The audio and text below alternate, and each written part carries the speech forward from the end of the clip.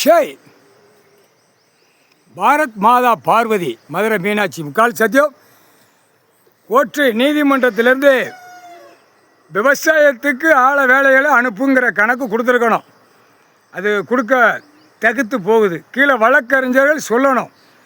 விவசாயத்துக்கு ஆள் உள்ளே போகலை, எல்லாமே வெளியில் 2ஆம் நம்பர் வேலைக்கு தான் போகுது.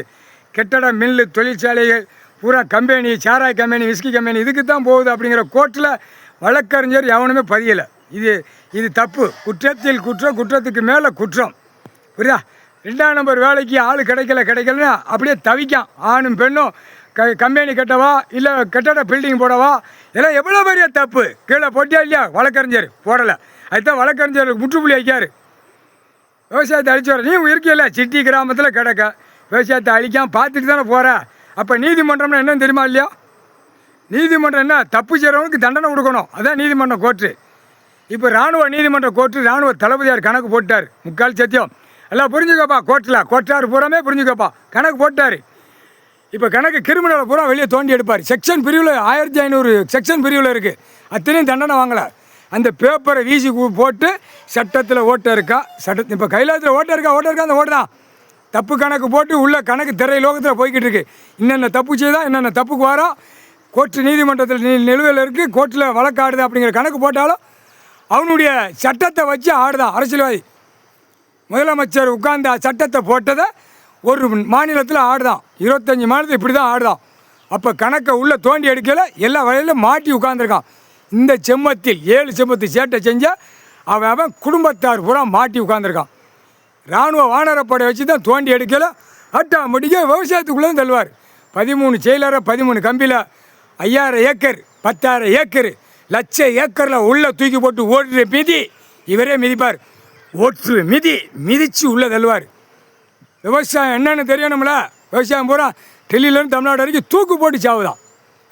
விவசாயத்துக்கு முதலிடம் எவனா ஓட்டு முத்திரை கேட்குறவன் தின்னுட்டு தானடா போறிய மானிட பேல இல்லை.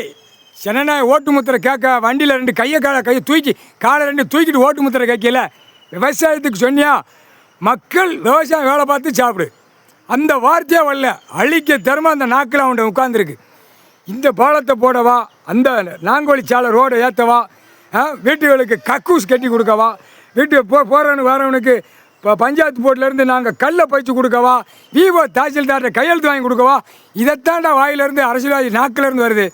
அழிக்க வந்த முட்டாப்பைகள் அரக்கன் அரசியல்வாதி இந்த ஓட்டு முத்திரை போடுறதுன்னு சொல்லதான்ல. சாக்கடை மாதிரி ஆக்கிட்டு இருக்கான். பிற எதுக்குடா ஓட்டு முத்திரை போட போகிற?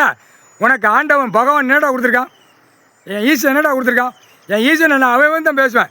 ஏன்னா இவ்வளோ நாள் அவர் தண்டனை கொடுக்கல. நெரிச்சி அடிக்க வேண்டாமா? அவருக்கு இப்போ கோவம் வரும்.